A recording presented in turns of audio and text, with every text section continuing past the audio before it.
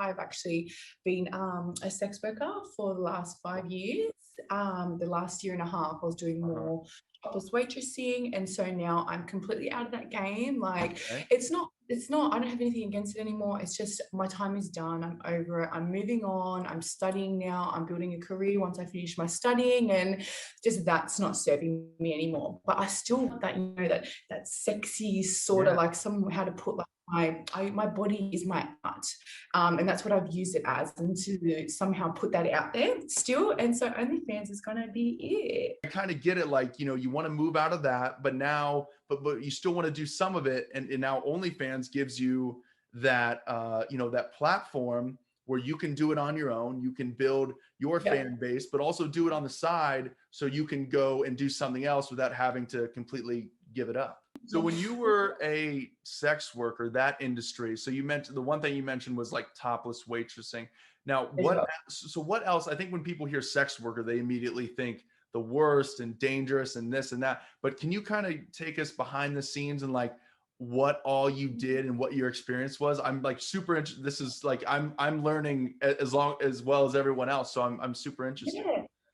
So I was an escort. So like, I wasn't, people when they think that, they think, like, oh my God, like who hurt her? What's happened to this girl?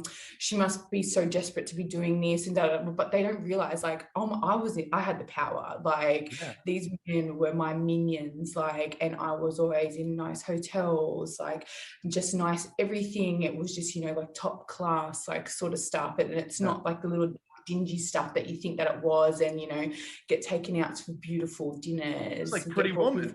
This is like it was. Yes, it was. It really, really was. And I met so many amazing people who have taught me so much, who have guided me as well in terms of like just, life and life lessons and all these sorts of stuff. And I learned so much about it. And I learned so much about myself, and it's made me become a very like strong, independent woman as well, because you can't be in this sort of industry if you are very unsure or not secure or just not a strong personality, because it will eat you alive. Like it takes a certain type of person to be able to do it and maintain it. And I had so much fun with it, and I really did. It was good. But like that chapter's ended now, book's closed.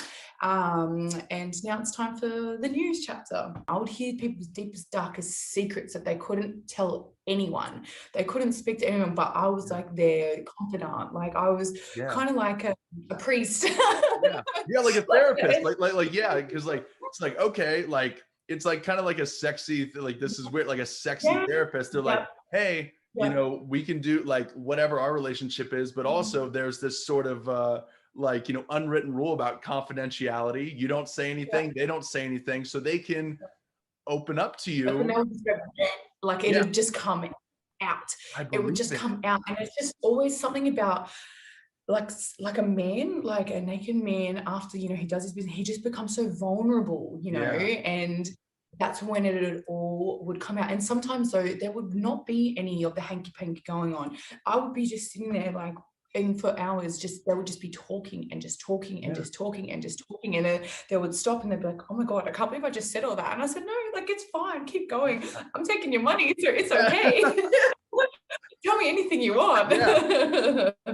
It was very interesting. So many crazy, interesting stories. I have seen a lot. I have done a lot. Like, it's crazy. It's that'll be part 2 for us. We're definitely going to have many more podcasts. But no, seriously, the real life modern day Pretty Woman.